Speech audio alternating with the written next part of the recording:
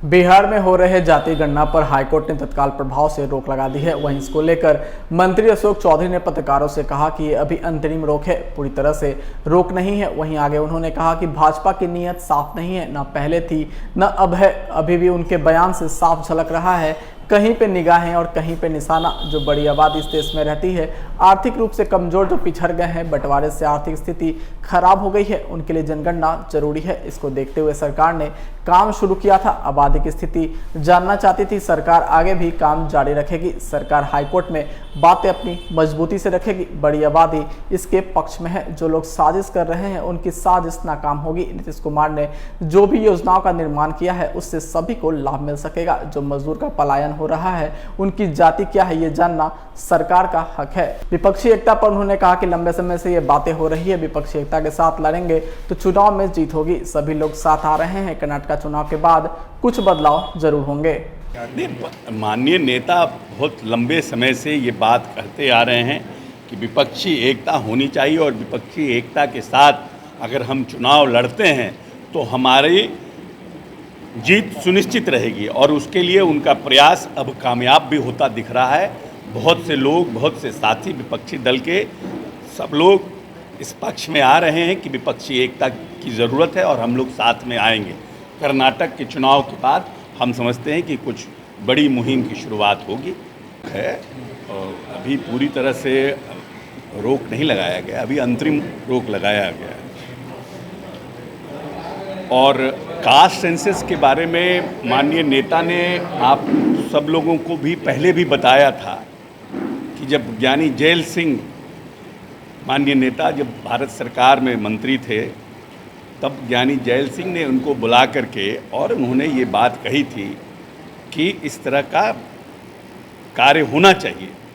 और तब उन्होंने तत्कालीन प्रधानमंत्री जी से जाके बात भी किया था, लेकिन उस समय ये संभव नहीं हो पाया था क्योंकि जो जातीय जनगणना चल रही थी वो अंतिम दौर में थी और वो नहीं हो पाया था। और उसके बाद भी माननीय नेता प्रयास में थे और इस बार भी सभी पार्टियों के साथ यहाँ पर समन्वय स्थापित करके प्रधानमंत्री जी से भी उन्होंने आग्रह किया कि प्रधानमंत्री जी इसको पूरे देश में लागू करें।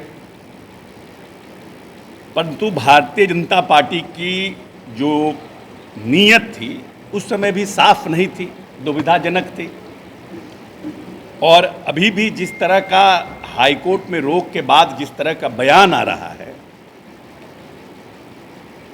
कहीं पे इशारा और कहीं पे निगाहें और कहीं पे इशारा, उनके बयान से साफ झलक रहा है। हम लोग जो दलित पिछड़ी जाति के लोग हैं, ये प्रदेश पूरे देश में सबसे हाईली पॉपुलेटेड, सबसे ज़्यादा जनसंख्या वाला प्रदेश है क्षेत्रफल के हिसाब से। और हम हमेशा चाहते हैं, हमारी सरकार और हमारे नेता, कि जो बड़ी आबादी इस प्रदेश में रहती है, चाहे वो पिछड़ों की हो या अगड़ों की हो, क्योंकि कभी न कभी बीच बीच में ये बातें उठती रही है कि आर्थिक रूप से जो लोग पिछड़ गए हैं, जिनके बाप दादा के पास कभी एकड़ों ज़मीन होती थी, अब उनके परिवार में बंटवारा होते होते सब लोग हैं तो अपर कास्ट के, लेकिन उनकी आर्थिक स्थिति खराब हो गई है। इन सब चीज़ों के लिए सरकार ने ये काम शुरू किया था और इस काम के माध्यम से जानना चाह रही थी कि जो बड़ी आबादी इस प्रदेश में रहती है, उनकी आर्थिक और सामाजिक स्थिति क्या है, भविष्य में हम उसके लिए किन किन योजनाओं का निर्माण कर सकते हैं जिससे वो समाज। भारतीय जनता पार्टी तो कह रहे हैं कि भारतीय जनता पार्टी कहीं पे निगाहें कहीं पे इशारा का काम कर रही है। इसीलिए भारतीय जनता पार्टी क्या कहती है और क्या करती है उस पर हमारा बहस नहीं है। हमारा बहस है कि हम किनके साथ, हमारा कमिटमेंट है, हम क्या चाहते हैं और हमारी नीयत क्या है। नीतीश कुमार ने इस प्रदेश में जब से 17 वर्षों में जिन भी योजनाओं का निर्माण किया है, उससे जो पिछले पायदान पे लोग खड़े हैं उनको कैसे आगे ले आया जाए, उसके लिए योजनाओं का निर्माण किया है। और सभी सरकार को ये अधिकार है कि उनके प्रदेश में भीख मांगने वाले लोग कौन हैं, फुटपाथ पर रहने वाले, सब्जी बेचने वाले लोग कौन हैं, वो किस जाति के आते हैं, इस प्रदेश में मजदूरी करने वाले लोग कौन हैं और वो किस जाति से आते हैं, जो पलायन हो रहा है इस प्रदेश में मजदूरों का, उनकी जाति क्या है, इसके लिए भविष्य में हम क्या योजना बनाएं, इस सरकार को जानने का अधिकार है। हम लोग पूरी तरह से न्यायालय को संतुष्ट करेंगे और हमें पूर्ण भरोसा है कि न्यायालय हमारे पक्ष में आदेश देगा। विश्व का कल्याण हो। ये सब पखंडी लोग हैं। बैन करेंगे आप? हम कह रहे हैं ये सब पखंडी लोग हैं। अगर इन लोगों का दुर्दशा दशा इसी टाइप का रहेगा और जनता हम लोगों के साथ रहेगी तो इन सब का जवाब दिया जाएगा। बाबा बागेश्वर भी आ रहे हैं बिहार दौरे पर।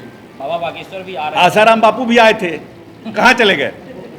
क्या दिक्कत है? भगवान प्रभु सबका इलाज करते हैं। सरकार स्वागत नहीं करेगी उसका? कि हम लोग का स्वागत किसका, हम कहा कि किसी का स्वागत करें या किसी का विरोध करेंगे? जो लोग बुला रहे हैं उनको भी जय जय है, लेकिन हम ये कह रहे हैं कि आसाराम बापू भी आए थे।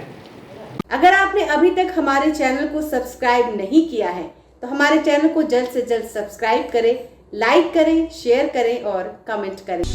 क्या आप पत्रकारिता के क्षेत्र में अपना कैरियर बनाना चाहते हैं? तो आज ही Royal Ashoka Institute of Mass Communication and Journalism में अपनी जगह सुनिश्चित करें। आर्यभट्ट ज्ञान विश्वविद्यालय पटना से मान्यता प्राप्त 100% प्लेसमेंट के साथ royal Ashoka Institute of Mass Communication and journalism नामांकन जारी है। हमारा पता है DS/16 गायत्री मंदिर के समीप, कंकड़ बाग, पटना 8,20,000। आप हमें संपर्क भी कर सकते हैं। हमारा मोबाइल नंबर है 9955456126।